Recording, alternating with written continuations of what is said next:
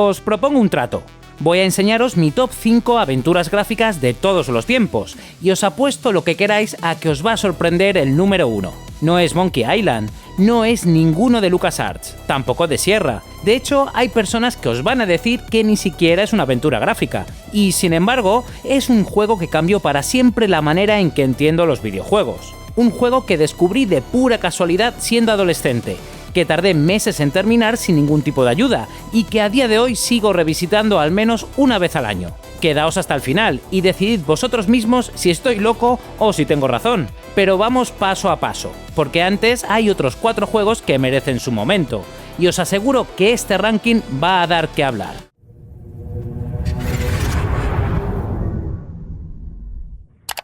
Antes de empezar, quiero dejar algo claro, y es que este top es totalmente personal. Está basado en mi experiencia con estos juegos, y en el apego emocional que les tengo y en las circunstancias en las que los jugué por primera vez.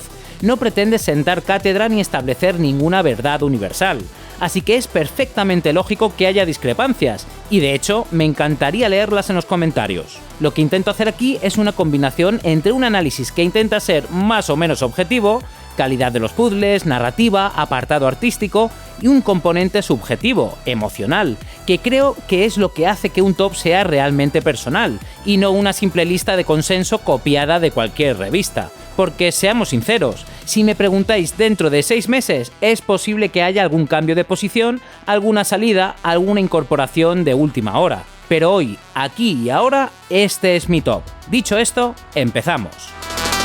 Top 5.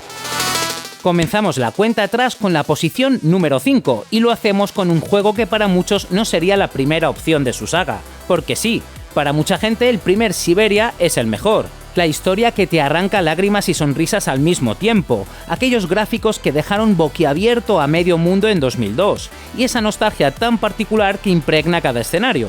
Un juego precioso en todos los sentidos. Hay quien dice, de hecho, que el primero y el segundo deberían considerarse como un único juego, porque la continuidad entre ambas es directa, casi sin costuras. Funcionan como una sola historia, y hasta cierto punto estoy de acuerdo, pero yo me quedo con Siberia 2, y voy a explicar por qué. Creo que el segundo mejora prácticamente todo lo que propone el primero. Es algo más exigente en sus puzzles, que además son más variados y están mejor diseñados, corrigiendo cierta repetición que lastraba la primera entrega. A nivel técnico, los modelos de personajes están más definidos, y los escenarios transmiten una sensación de vida que en el original no terminaba de cuajar. Es verdad que echo de menos la variedad estética del primero, con aquellos entornos urbanos tan hermosos, pero los paisajes del segundo respiran de otra manera. Y, sobre todo, tiene un final que se te queda grabado a fuego en la memoria. En Siberia 2 se profundiza mucho más en el lore y las culturas que Benoît Sokal creó con tanto mimo. Sokal, que nos dejó en mayo de 2021,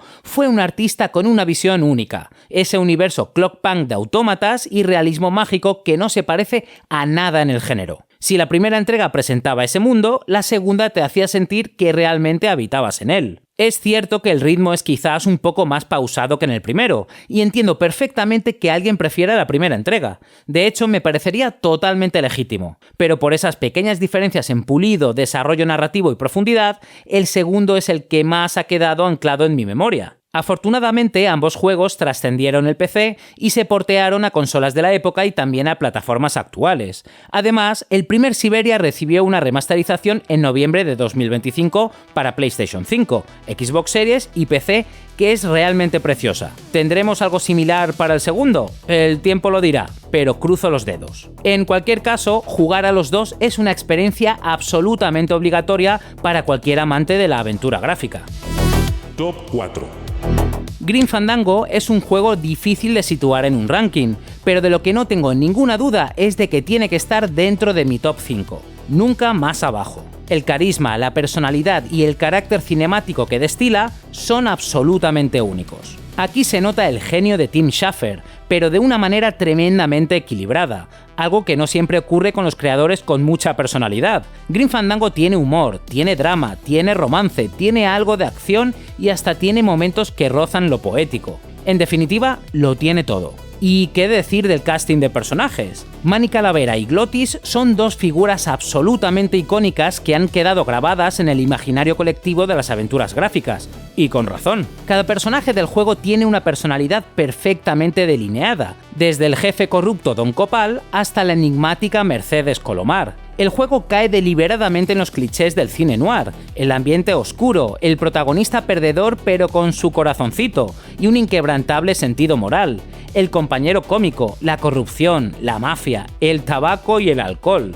Pero no los explota por pereza ni por falta de ideas, los coge, los redefine y los reubica en un mundo completamente delirante. Este mundo de los muertos de innegable inspiración mexicana, donde la sordidez y la alegría conviven de una manera que no debería funcionar, pero que funciona de maravilla. El Tuétano y Rubalcaba son ciudades que no me importaría visitar cuando deje este mundo terrenal, espero que dentro de mucho tiempo. Y el guión, los diálogos, son una auténtica delicia. Es de esos juegos en los que no quieres saltar las conversaciones para avanzar más rápido, porque cada línea merece ser escuchada.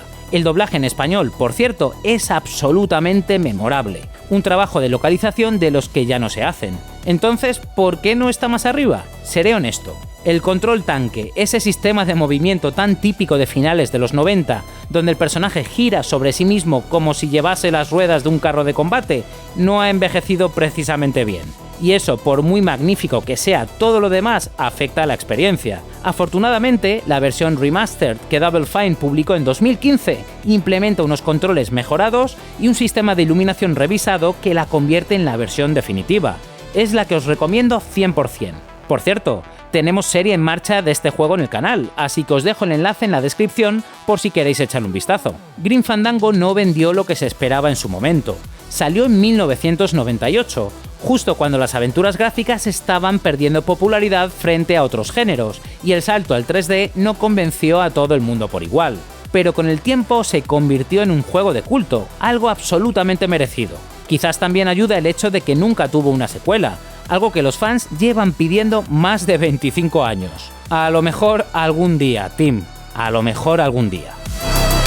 Top 3.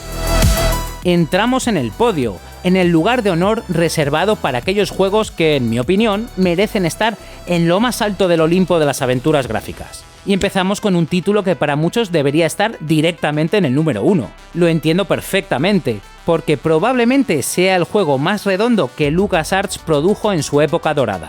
El Día del Tentáculo es, desde 1993, una de las aventuras más influyentes jamás creadas, especialmente en lo que se refiere al uso de los viajes en el tiempo como herramienta narrativa y mecánica de juego. La calidad es innegable, desde el primer minuto hasta el último. El sentido del humor es desbordante, los personajes tienen un carisma arrollador y el delirio absoluto que recorre cada pantalla es la firma indeleble de Tim Schafer y Dave Grossman, que aquí firmaron su obra maestra conjunta. La mecánica de jugar con 3 personajes en paralelo, cada uno en una época distinta, Hoggy en el pasado colonial americano, Laverne en un futuro distópico dominado por tentáculos y Bernard en el presente, no era completamente nueva, pero la manera en que se implementa aquí es sencillamente perfecta. Los puzzles que requieren enviar objetos entre épocas, alternando el pasado para cambiar el futuro, son un ejercicio de diseño brillante que ha sido ampliamente emulado en juegos posteriores. Es tan clásico y a la vez tan moderno que se desmarca por completo de Maniac Mansion, del que es secuela directa, superándolo en todo. Podría funcionar perfectamente como un juego independiente sin perder ni un ápice de su genialidad. Y además de ser una historia de ciencia ficción digna de película de serie B, es también una sátira ácida y cariñosa de los pilares de la cultura estadounidense, los padres fundadores, la obsesión por los concursos de belleza, la burocracia. Un juego que sabe reírse de sí mismo y se ríe francamente bien. Entonces, ¿por qué no está más arriba si es tan indiscutiblemente bueno? Pues por una cuestión puramente personal y autobiográfica. Llegué tarde a este juego. Cuando lo descubrí ya había jugado otras aventuras que me enseñaron a comprender el género, por lo que perdí el factor sorpresa. No lo disfruté en su época porque en aquel momento no tenía PC y jugaba exclusivamente en consola. Así que el componente nostálgico no caló en mí como ocurrió con otros títulos que me abrieron las puertas del género. Para quien quiera descubrirlo o redescubrirlo, recomiendo la versión remastered que Double Fine publicó en 2016. Podéis alternar entre los gráficos originales y los redibujados en cualquier momento con solo pulsar un botón, e incluye el Maniac Mansion original integrado dentro del propio juego, 2x1. Probablemente el Día del Tentáculo esté en el top personal de la inmensa mayoría, por lo que no será una gran sorpresa encontrarlo aquí. ¡Ey! ¿Estás ahí? Venga, anda, suscríbete, que sé que todavía no lo has hecho. Top 2. Con este juego no puedo ser objetivo. Le voy a estar agradecido toda la vida, porque fue la primera aventura gráfica que jugué. Fue allá por 1997, en PlayStation 1, cuando tenía unos 13 años, y fue el juego que me descubrió el género entero. Fui tardío en entrar en el mundo de las aventuras gráficas. No tuve PC hasta el año 2000, así que no me quedó otra que acceder al género a través de la consola de Sony. Y no fue la manera más amable de hacerlo, la verdad. Los tiempos de carga eran eternos. Manejar el puntero con el mando era un ejercicio de paciencia, y la experiencia distaba bastante de lo que ofrecía un ratón y un teclado. Pero aún así, la historia me atrapó desde el primer minuto y no me soltó hasta los créditos. Broken Sword, la leyenda de los templarios, es un juego de Revolution Software, diseñado y dirigido por Charles Cecil, que salió en 1996, y cuya calidad resulta a día de hoy absolutamente indiscutible. Artísticamente quita el hipo. Cada escenario tiene un nivel de dibujo, de detalle,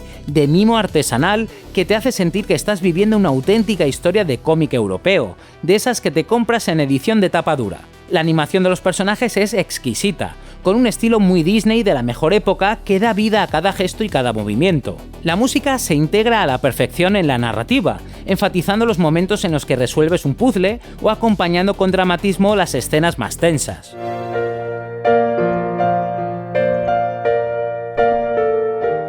Los personajes están magníficamente escritos, con unos diálogos que rebosan ese humor inglés tan característico, fino y socarrón. Y la historia, madre mía la historia, no pudo llegar en mejor momento. Por aquella época me encantaba leer novelas de misterio con artefactos antiguos y enigmas históricos que abarcaban varios siglos. La tabla de Flandes, el 8, el círculo mágico. Era un momento dorado para ese tipo de relatos, y Broken Sword te hacía vivir uno de ellos en tus propias carnes. George Stobbart y Nico Collard nos han acompañado durante toda una vida, a veces con mejor fortuna, a veces con peor, pero sí a lo largo de 5 entregas. Y lo importante es que ahí siguen, prometiéndonos nuevas aventuras. Es absolutamente imposible no incluir este juego en mi top 5. Tengo serie completa de este juego en el canal, así que os dejo enlace a la lista de reproducción en la descripción por si queréis echar un vistazo.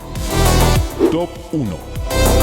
Y llegamos, por fin, al esperado número 1. Agarraos bien, porque os aseguro que este juego no va a estar en el top de la mayoría de rankings que podéis encontrar por ahí. De hecho, Riven, The Sequel to Myst, no es considerado por muchos como una verdadera aventura gráfica, sino más bien como un juego de puzzles y lógica. Para mí debe estar sí o sí en esta lista. Y quizás más adelante dedique un vídeo específico a la saga Myst explicando en detalle por qué lo considero una aventura gráfica en toda regla. Sea como fuere, este es mi ranking personal, así que debo ser honesto y tomar partido. Estoy preparado para defenderlo a capa y espada aunque me funen por el camino.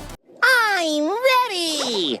Mi amor por la saga Myst no es nada nuevo. Conocí esta saga varios años después del lanzamiento de la revolucionaria primera entrega, cuando por puro azar mi padre lo compró en uno de los videoclubs de la cadena Blockbuster que había en mi barrio. El dependiente se lo recomendó y mi padre no se lo pensó demasiado. Cuando introduje el CD en mi PlayStation no entendí absolutamente nada de lo que estaba viendo.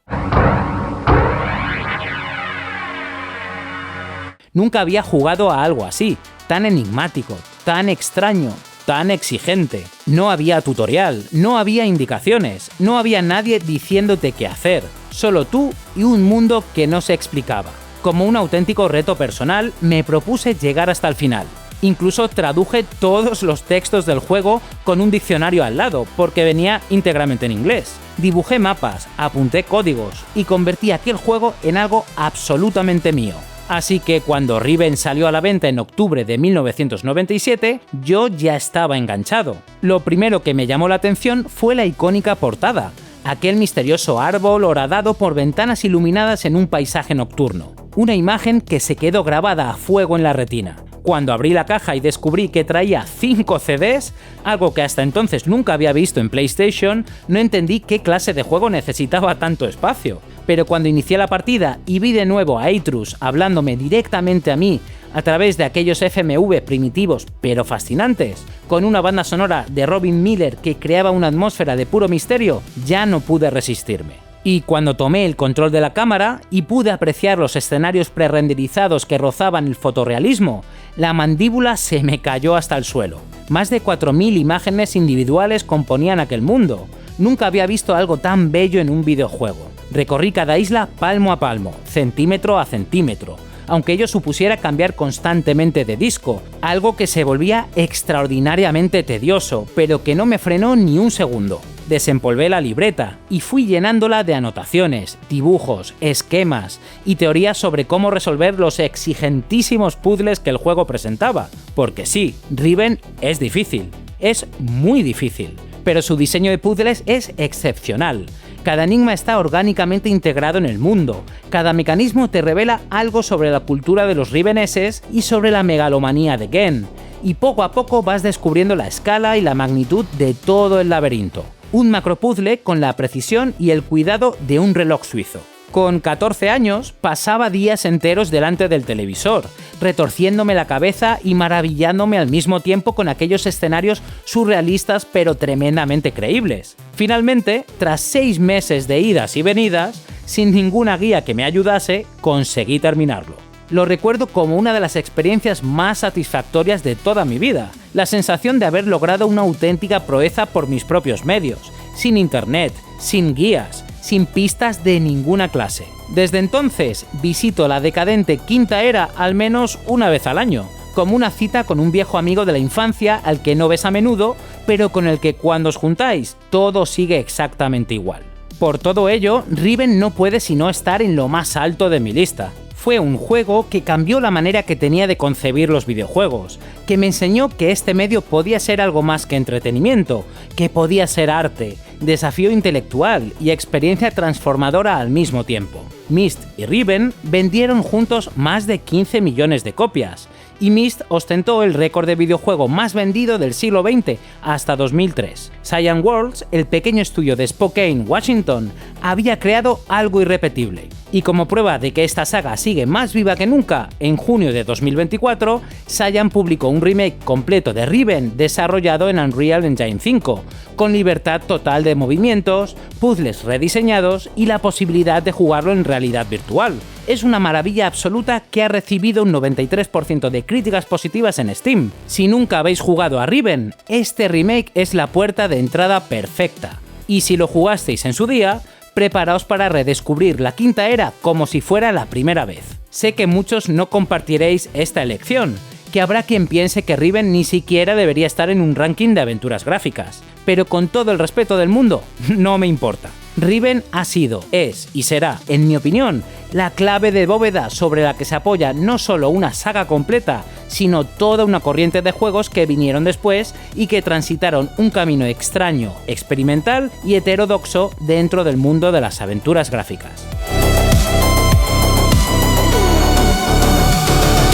Os habrá extrañado no ver ningún juego de la saga Monkey Island ni ningún Indiana Jones en la lista. Lo sé. Como he explicado a lo largo del vídeo, yo fui tardío en conocer el género. Todos esos juegos los jugué bastante después de su lanzamiento original, y ni siquiera en el mismo orden. Los aprecio, los adoro, me parecen absolutamente maravillosos y su presencia estaría totalmente justificada en cualquier ranking personal. Pero no tuve con ellos ese apego emocional tan intenso que sí tuve con los 5 juegos que acabamos de ver. Obviamente, si tuviese que ampliar el top, Guybrush Threepwood y el Dr. Jones estarían presentes sin ningún género de duda. Pero, como dije al principio, este top no es solo cabeza, sino también corazón. Y al corazón no se le puede mentir. Contadme en los comentarios cuál es vuestro top 5, qué juegos echáis en falta en el mío, y sobre todo, si alguno de vosotros también tiene a Riven entre sus favoritos, porque me niego a creer que estoy solo en esto. Si te ha gustado el vídeo, no te olvides de darle al like, de suscribirte si aún no lo has hecho y de compartir este contenido con amigos o familiares a los que también les gusten las aventuras gráficas. Nos vemos en el próximo vídeo. Y recuerda, la solución está en los detalles.